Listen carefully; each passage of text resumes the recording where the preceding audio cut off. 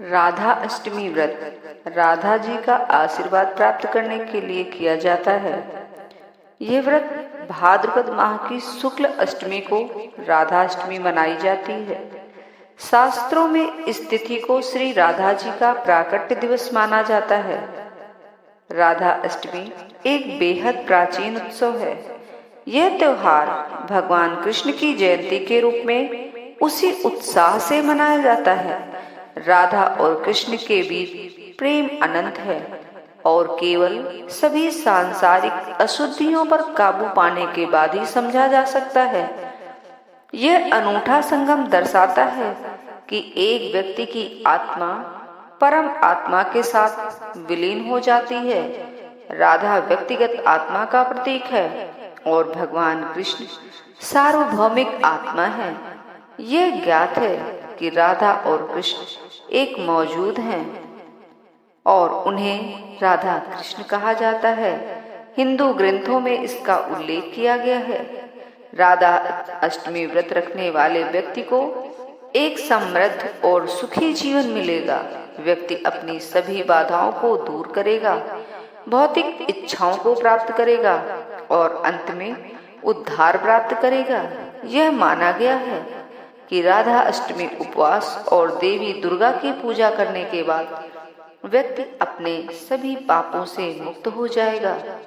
उनके दिमाग को नकारात्मक और बुरे विचारों से हटा दिया जाएगा और वह आध्यात्मिक आनंद प्राप्त करेगा। राधा अष्टमी का पूजन विधि विधान कुछ इस प्रकार है। इस दिन प्रातः सूर्योदय से पूर्व उठकर स्नान आदि क्रियाओं से निवृत्त होकर श्री राधा जी का विधिवत पूजन करना चाहिए। इस दिन श्री राधा कृष्ण मंदिर में ध्वजा, पुष्पमाला, वस्त्र, पताका, तोरण आदि व विभिन्न प्रकार के मिष्ठानों एवं फलों से श्री राधा जी की स्तुति करनी चाहिए। मंदिर में 5 रंगों से मंडप सजाए, उनके भीतर षोडश दल के आकार का कमल यंत्र बनाए। उस कमल के मध्य में दिव्य आसन पर श्री राधा कृष्ण की युगल मूर्ति पश्चिमाभिमुख करके स्थापित करे। बंधु पांडवों सहित अपने सामर्थ्यानुसार पूजा की सामग्री लेकर भक्ति भाव से भगवान की स्तुति गाए।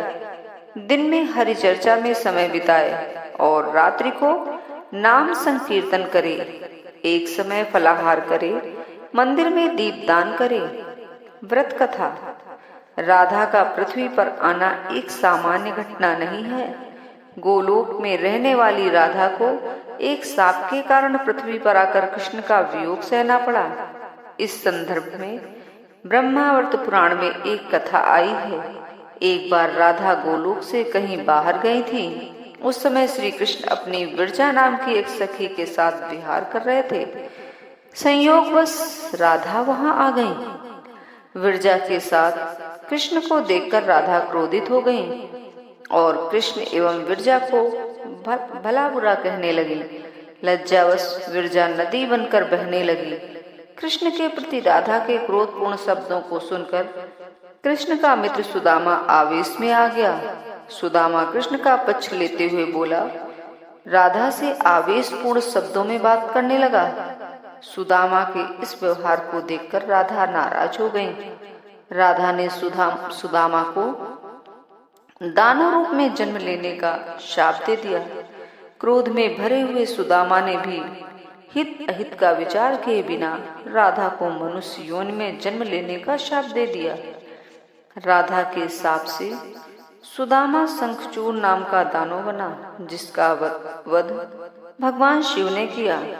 सुदामा के शाप के कारण राधा को मनुष्य के रूप में जन्म लेकर धरती पर आना पड़ा।